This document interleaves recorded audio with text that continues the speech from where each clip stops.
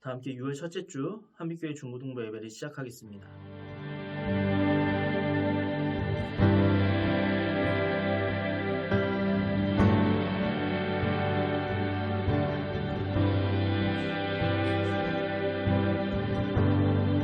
우리가 살고 있는 이 세상은 주님의 손길 만나는 곳 없네. 주님의 말씀을 갈망하는 우리에게 하늘의 비밀 알려주시네. 어두운 가운데 있던 이 세상에 빛으로 오신 하나님의 아들, 그의 말씀을 믿는 모든 이들에게 하늘의 영광 비춰주시네. 하나님 말씀으로 아버지 마음으로 나 달려갑니다. 나 돌아갑니다.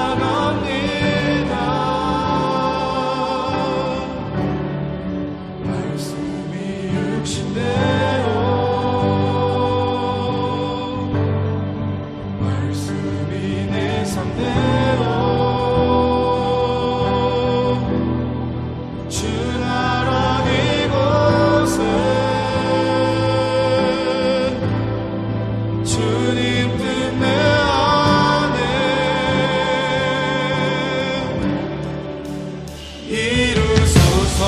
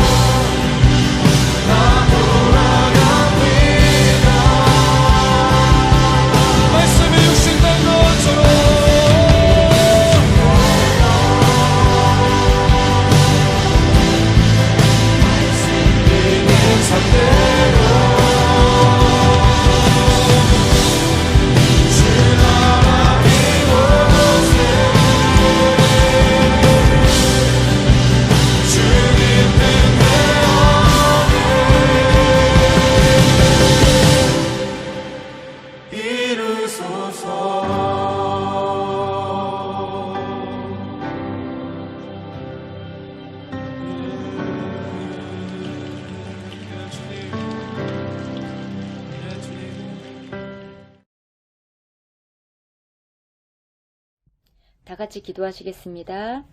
하나님 감사합니다. 복된 주일에 하나님 앞에 얘기할 수 있는 마음을 부어주시니 감사합니다.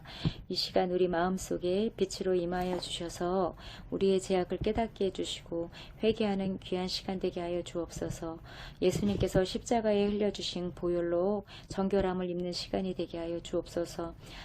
전도사님께서 들려주시는 말씀을 통해 우리 각자에게 말씀하시는 주님의 음성을 듣는 시간 되게 하여 주시고 하나님을 깊이 만나는 학생들이 되게 하여 주옵소서. 그리하여 일어나 함께 가자라고 콜링하시는 주님의 부르심에 반응하며 나아가는 우리 친구들이 되게 하여 주시길 원합니다. 다른 세대가 아니라 다음 세대가 되어 정말 하나님 앞에 정말 아름답게 준비되어져 가는 우리 학생들이 될 수 있도록 주여 축복하여 주옵소서. 이한 시간 성령님 함께하여 주시길 원하며 예수님의 이름으로 기도합니다. 아멘. 오늘 우리에게 주신 하나님의 말씀은 신약성경 마태복음 5장 4절 말씀입니다. 제가 봉독하겠습니다. 애통하는 자는 복이 있나니 그들이 위로를 받을 것이미요. 아멘. 말씀을 시작하기 앞서서 두 가지 전달사항을 말씀드릴게요. 첫 번째로 6월 한 달 동안 가장 큐티를 열심히 한 중고등부 학생 6명을 선발해서 시상을 하려고 해요.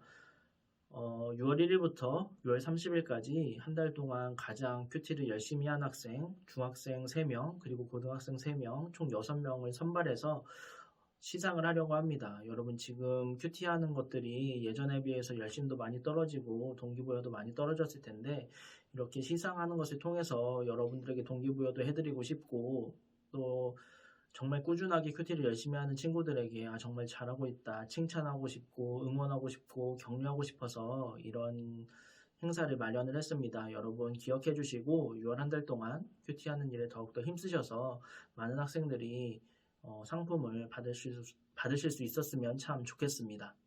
그리고 두 번째로 중고등부 여름 수련회 일정이 확정이 됐어요. 7월 31일과 8월 1일 토요일과 주일 이틀 동안 진행이 될 건데요. 지금은 코로나19 상황 때문에 어디 멀리 가서 몇 박 며칠 동안 함께 수련회를 할 수 있는 그런 상황은 아닙니다. 그래서 이틀 동안 교회에서 수련회를 진행하게 되었고요. 지금 우선 확정된 사항은 토요일과 주일 이틀 동안 저녁 7시에 저녁 집회를 하는 거예요. 7시부터 저녁 집회하면서 함께 찬양하고 예배 드리고 말씀 듣고 기도하면서 함께 은혜를 나누는 시간을 가지려고 하고요. 낮에 이제 프로그램을 할지 안 할지는 앞으로의 코로나 상황을 좀 지켜본 다음에 결정을 하려고 합니다. 만약에 코로나 상황이 백신도 많이 접종하고 하면서 상황이 좋아지면은 프로그램도 진행을 하게 될 텐데 그래도 프로그램은 진행을 하게 된다면 어떤 동적이거나 너무 사람들 몸이 막 부대끼고 이런 프로그램들은 최대한 하지 않으려고 하고요. 정적이고 될 수 있으면 머리를 쓰는 그런 프로그램들로 준비를 해서 진행을 하려고 합니다. 여러분들도 7월 31일과 8월 1일에 중고등부 수련회가 있구나 기억을 해주시고 또 수련회가 잘 진행될 수 있도록 기도해 주시면 감사하겠습니다. 그리고 그 이틀 동안 수련회가 있으니까 여러분들 일정들을 좀 조율하셔서 될 수 있으면 많은 학생들이 여름 수련회에 참여할 수 있었으면 좋겠습니다. 네, 전달사항은 이상이고요. 지금부터 이제 말씀을 시작하겠습니다. 오늘 본문인 마태복음 5장 4절에는 애통하는 자에게는 복이 있다 이렇게 말씀하고 있습니다. 그런데 성경은 왜 애통을 복이라고 하고 있을까요? 여러분 애통의 정의에 대해서 정확하게 알고 계십니까? 애통은 한자로 아플 애자에 통증 통자를 쓰고 있는 단어입니다. 국어사전을 찾아보면 아프고 고통스러워서 눈물이 나는 것 이것이 애통이라고 합니다. 이렇게 눈물이 날 정도로 너무나 아프고 또 고통스러운 이 애통이 우리에게 왜 필요할까요? 그리고 우리에게 이 애통이 복인 이유는 무엇일까요? 그것은 이 애통이 있어야만 우리가 우리 스스로를 살리기 위해서 무언가를 할 수가 있기 때문입니다. 그리고 이것은 육체적으로도 그리고 영적으로도 모두 다 해당되는 이야기라고 할 수 있습니다. 예를 들어 볼까요? 우리가 뜨거운 것을 만졌을 때 아픔을 느껴야지 그 다음부터는 뜨거운 것을 조심할 수가 있습니다. 또 날카로운 것에 베여서 고통을 느끼고 피가 나면 다음부터는 날카로운 물건을 만질 때 조심할 수가 있는 거예요. 이와 같이 통증이 없으면 인간은 위험에 빠지게 됩니다. 통증이 없으면 위험을 감지할 수가 없고 또 조심할 수가 없기 때문이죠. 이처럼 통증은 우리가 살아있다는 증거이고 또 어떻게 생각해 보면 우리는 통증이 있기 때문에 지금까지 위험을 피하고 위험을 조심스럽게 잘 피해서 지금까지 살아있을 수가 있었던 것입니다. 하지만 우리에게 이 통증, 이 애통이 없다면 우리가 겉으로 보기에는 괜찮아 보여도 우리의 영과 우리의 정신이 썩어가는 인생, 통증을 참다 보니까 어느새 정말로 통증에 무뎌져 버린 그런 인생을 살아갈 수밖에 없습니다. 그래서 우리는 이 애통을 회복해야만 합니다. 슬픔과 애통, 이것 다음에 진정한 위로와 회복이 있는 것인데 슬픔과 애통이 없다면 우리의 무엇이, 우리의 어떤 것이, 우리의 어디가 잘못된 건지도 모른 채 그렇게 인생을 살아갈 수밖에 없기 때문인 것이죠. 자, 지금까지 여러분께 애통을 회복해야 한다 이렇게 말씀을 드렸는데요. 애통이 우리에게 필요한 이유에 대해서 보다 구체적으로 여러분께 말씀을 드릴게요. 첫 번째로 애통하는 자에게 죄 사함이 있기 때문에 우리에게 애통이 필요한 것입니다. 다시 말하면 애통하지 않는 자에게는 죄 사함이 없다는 것입니다. 누가복음 18장 10절부터 14절까지는 이렇게 기록이 되어 있어요. 두 사람이 기도하러 성전에 올라가니 하나는 바리새인이요 하나는 세리라. 바리새인은 서서 따로 기도하여 이르되 하나님이여 나는 다른 사람들 곧 토색, 불의, 간음을 하는 자들과 같지 아니하고 이 세리와도 같지 아니함을 감사하나이다. 나는 일에 2번씩 금식하고 또 소득의 11조를 드리나이다 하고 세리는 멀리 서서 감히 눈을 들어 하늘을 쳐다보지도 못하고 다만 가슴을 치며 이르되 하나님이여 불쌍히 여기소서 나는 죄인이로소이다 하였느니라. 내가 너희에게 이르노니 이에 저 바리새인이 아니고 이 사람이 의롭다 하심을 받고 그의 집으로 내려갔느니라. 무릇 자기를 높이는 자는 낮아지고 자기를 낮추는 자는 높아지리라 하시니라. 아멘. 자, 방금 읽었던 이 누가복음의 말씀에서 바리새인과 세리 두 사람이 성전에 올라가서 각각 기도를 하나님께 드렸습니다. 자, 바리새인은 어떤 기도를 하나님께 드렸나요? 자신이 다른 사람들처럼 죄를 짓지 않는 것에 대해서 하나님께 감사를 드렸습니다. 그리고 자신이 금식하고 11조를 바치는 행위를 하나님께 자랑이라도 하는 듯한 그런 기도를 드렸습니다. 그런데 예수님께서는 이러한 기도를 하나님께 드린 바리새인은 의롭다 하심을 받지 못했다고 말씀하십니다. 왜 그럴까요? 이 바리새인의 기도에는 감사도 있었고 하나님 앞에서 자랑할 만큼 자신이 행했던 의로운 행위들도 있었습니다. 그런데 중요한 것은 이 바리새인의 기도에는 애통함이 없었다는 것입니다. 그래서 이 바리새인은 의롭다 하심을 받지 못했던 거예요. 바리새인은 자신이 하는 행위에만 집중했습니다. 자신이 죄를 짓는 행위를 하지 않는 것에 집중했고 하나님께서 보시기에 의롭게 여겨질 것처럼 생각되는 금식과 11조를 바치는 자신의 행위에 집중을 했습니다. 이처럼 죄를 짓는 행위를 하지 않는 자신의 모습, 그리고 의로운 행위를 하는 자신의 모습을 보면서 스스로 자기 자신이 나는 참 의롭구나 이렇게 생각하면서 스스로를 향한 애통함이 없었기 때문에 바리새인은 하나님으로부터 의롭다 하심을 받지 못했던 것이죠. 이에 반해서 세리의 기도는 어땠나요?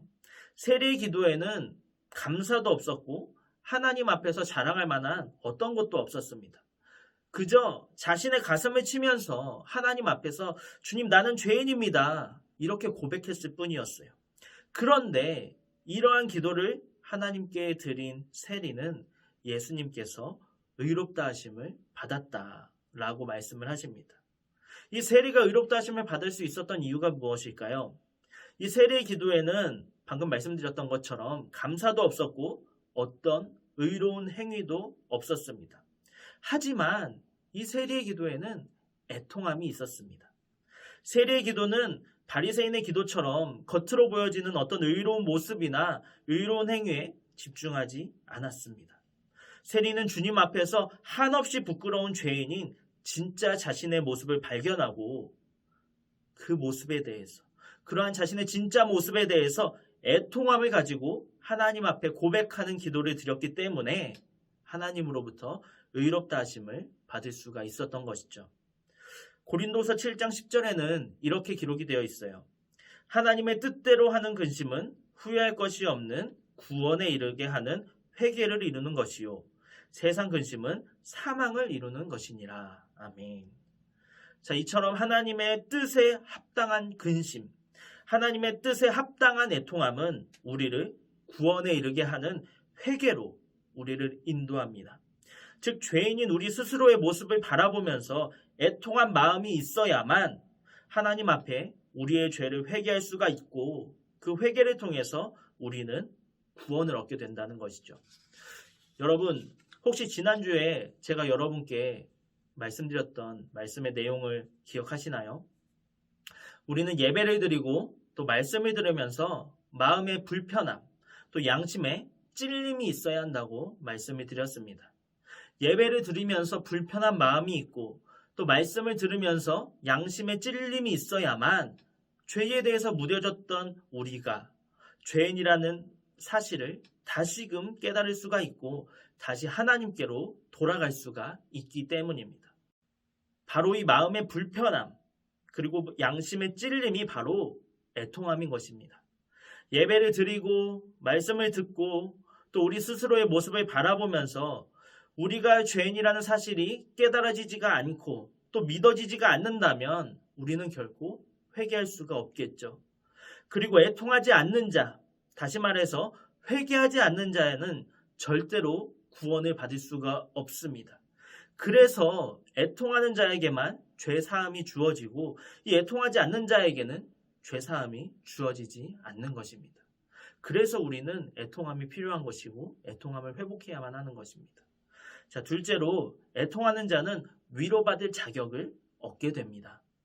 오늘 본문이 마태복음 5장 4절의 말씀처럼 애통하는 자는 위로를 받을 것이라고 주님께서 말씀하셨듯이 누가복음 18장의 바리새인은 여러 가지 의로운 행위, 어떤 일들을 했어도 위로받지 못했지만 애통한 기도를 드리면서 자기 자신을 죄인이라고 고백하며 낮췄던 이 세리는 하나님께서 그를 높이시며 그를 위로하셨습니다. 또 요한계시록 21장 4절에는 이렇게 기록이 되어 있어요. 모든 눈물을 그 눈에서 닦아주시니 다시는 사망이 없고 애통하는 것이나 곡하는 것이나 아픈 것이 다시 있지 아니하리니 처음 것들이 다 지나갔음이로라. 또 이사야 61장 2절과 3절에는 이렇게 기록이 되어 있습니다. 여호와의 은혜의 해와 우리 하나님의 보복의 날을 선포하여 모든 슬픈 자를 위로하되 무릇 시온에서 슬퍼하는 자에게 화관을 주어 그 죄를 대신하며 기쁨의 기름으로 그 슬픔을 대신하며 찬송의 옷으로 그 근심을 대신하고 그들이 의의 나무 곧 여호와께서 심으신 그 영광을 나타낼 자라 일컬음을 받게 하려 하심이라. 아멘. 자, 이와 같이 하나님의 뜻에 합당한 슬픔, 즉 애통을 품은 자들은 하나님께서 직접 위로하시고 우리의 슬픔을 기쁨으로 바꿔주시며 하나님의 영광을 나타낼 자로 세워주신다는 그 사실을 믿으시기 바랍니다. 사랑하는 한빛교회 중고등부 학생 여러분, 주님께서는 애통하는 자에게 복이 있다라고 말씀을 하셨고 애통하는 자가 위로를 받을 것이라고 말씀하셨습니다. 이 위로는 세상이 주는 위로가 아니라 하나님께서 당신의 백성들에게, 당신의 자녀들에게 허락하시는 하나님의 위로입니다. 죄인인 우리가 의인이 되는 위로이고 하나님의 백성이 되는 위로이며 하나님의 자녀로서 구원을 얻게 되는 위로입니다. 우리의 애통함 속으로 하나님의 이러한 위로가 우리 안으로 들어오게 될 때에 하나님께서는 우리의 아픔도 우리의 상처도 모두 다 치료하시고 진정한 구원의 기쁨과 평안을 허락하실 것입니다. 이 애통함을 회복해서 진정한 죄사함의 기쁨과 구원의 기쁨, 그리고 하나님의 위로를 누리시는 저와 여러분이 되시기를 예수님의 이름으로 축복합니다. 우리 함께 기도하겠습니다. 살아계신 하나님, 오늘의 예배와 말씀을 통해서 우리의 마음의 불편함을, 그리고 우리의 양심의 찔림을, 또 우리의 심령의 애통함을 회복시켜 주시옵소서. 그동안 우리도 성경 속 바리새인처럼 우리의 행위에만 집중했음을 고백합니다. 그래서 주일에 예배드리면 그리스도인이라고 생각했고, 헌금드리면 하나님의 백성이라고 생각했고, 봉사하면 하나님의 자녀라고 생각했습니다. 하지만 주님, 이러한 우리의 삶에는 애통함이 전혀 없었음을 고백합니다. 오히려 우리 스스로는 우리의 행위로 인해서 더 이상 나는 죄인이 아니라고 생각하면서 마음속에 애통함이 없는 것이 오히려 당연하다고 생각했습니다. 주님, 이러한 우리를 불쌍히 여겨주시고 우리의 마음에 애통함을 회복시켜 주옵소서. 주님 앞에서 죄인인 우리의 본성을 고백하게 하시고 이러한 죄인인 우리를 사랑하여서 구원해 주신 주님의 그 사랑과 은혜에 날마다 감사할 수 있도록 역사하여 주옵소서. 예수님의 이름으로 기도합니다. 아멘.